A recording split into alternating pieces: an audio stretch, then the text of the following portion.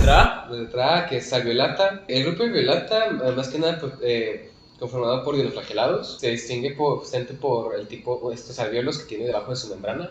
De hecho, de ahí viene el nombre de alveolata. Es de alveolata de alvéolos y alvéolo de cavidades. Son este tipo de bolsas que se les dice vesículas corticales aplanadas.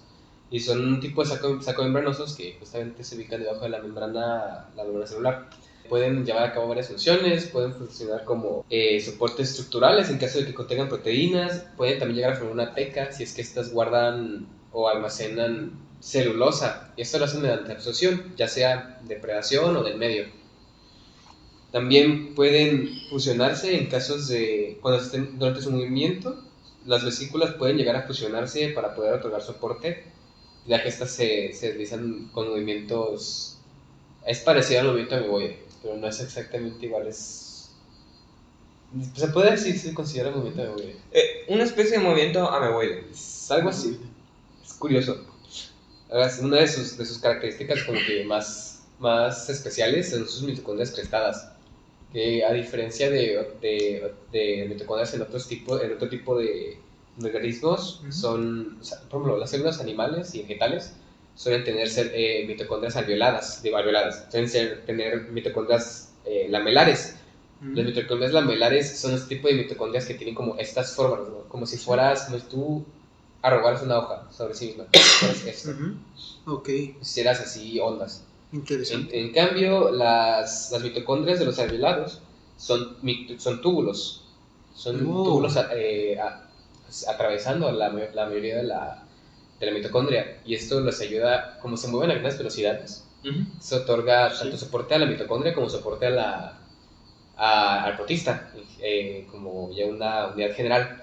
Okay. Y el ATP dentro de sus mitocondrias se alinean a espirales alrededor de estos microtúbulos. Eso es bastante interesante. Nunca he visto Normalmente uno tendría la idea de que una mitocondria sería como tú dijiste, de esta manera, como un zigzag curvo. Pero se me hace bastante interesante que sean como tubos, como tú lo mencionas. Sí, es literalmente un tubo y alrededor se van alineando el ATP. Es más que nada, tienen funciones de almacenamiento, de los que no siempre tienen acceso a comida, ocupan tener acceso a este tipo de reservas. Principalmente porque el ATP dentro de ellas parece un proceso parecido a la polimerización y se comprime para poder almacenar más. Eso, pues, no sé si también se llegó a tener el take, pero es una de sus características, como la característica que se busca en el microscopio para identificar un alveolado. Okay. Los alvéolos son difíciles de observar en el microscopio, según tengo entendido, por la cercanía, los pegados que están a la membrana celular, no son fáciles de identificar bajo la mayoría de las situaciones. Entonces, lo que se busca para identificar un alveolado, por lo general, es este tipo de mitocondrias crestadas. También, pues, una de sus características como que más importantes son la presencia de un organelo llamado cinetosomas. También hay actores que los conocen como cuerpos basales. Hay como que son muy pocos, pero hay más un consenso a que se le diga cinetosomas. ¿Nos puedes explicar qué función tienen estos? Pues los cinetosomas son estructuras que se encuentran alrededor de los cilios o flagelos. Más que nada tienen funciones estructurales, ya que estos son en estos se hacen los flagelos. Son los que polimerizan material para poder hacer los microtúbulos que los conforman. También pueden llegar a organizar en estructuras más grandes llamadas cinetias. Es así, se organizan como en líneas alrededor de toda la membrana, que es donde se van a generar los flagelos.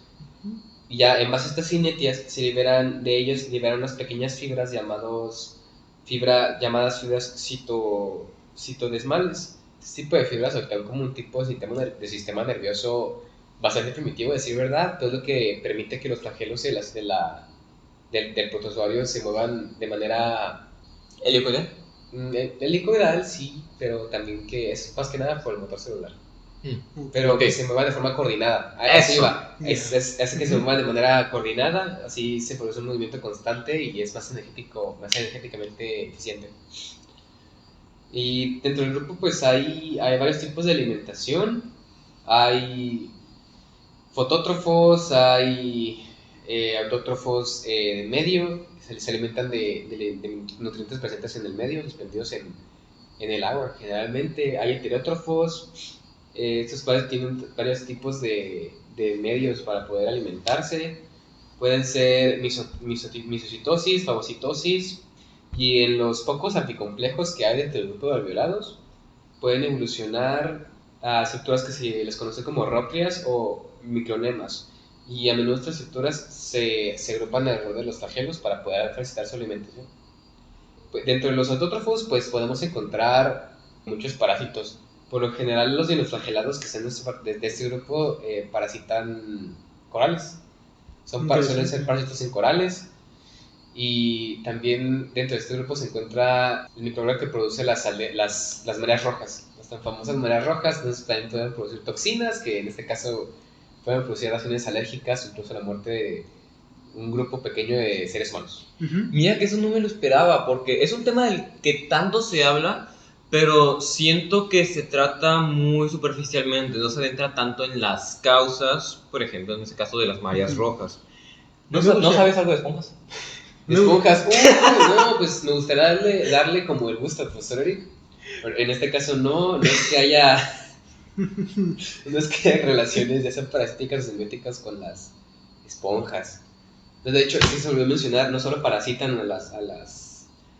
a los corales, también pueden tener relaciones simbióticas con ellos. Fíjate que ese podría ser un tema a hablar en un próximo video. Me gustaría. De hecho, ahora que hablamos de eso, de hecho, justamente sí hay esponjas que mantienen relaciones simbióticas con dinoflagelados. Justamente el profe nos lo mencionó en sus clases. Sí, dentro de ellos pueden llegar a tener almacenar estos dinoflagelados y les ayudan con su alimentación. A mí me gustaría preguntar una cosa. Tú dijiste que llegan a producir las mareas rojas, ¿no? Sí. Las mareas rojas como tal, ¿qué organismos pueden llegar a afectar aparte del ser humano? ¿A través de qué organismos puede llegar a afectar al ser humano?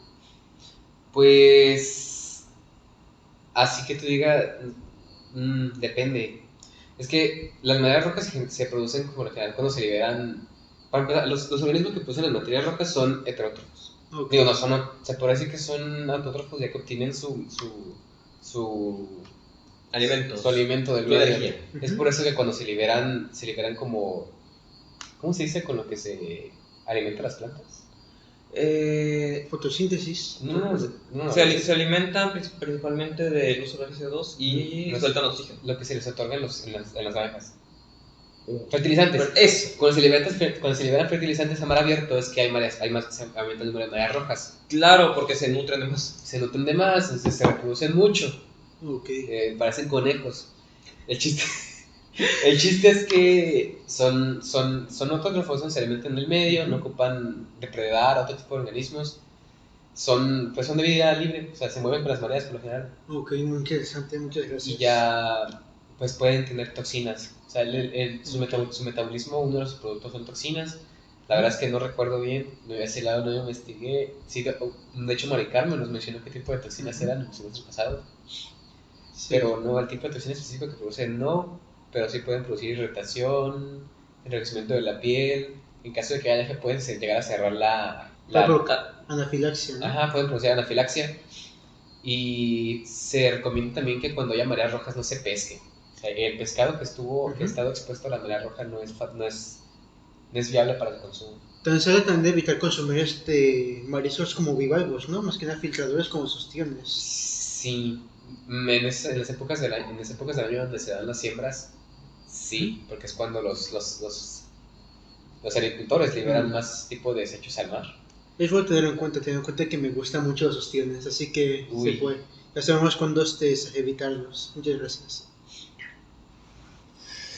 Vamos a ir a una pequeña pausa y en breve volvemos con más.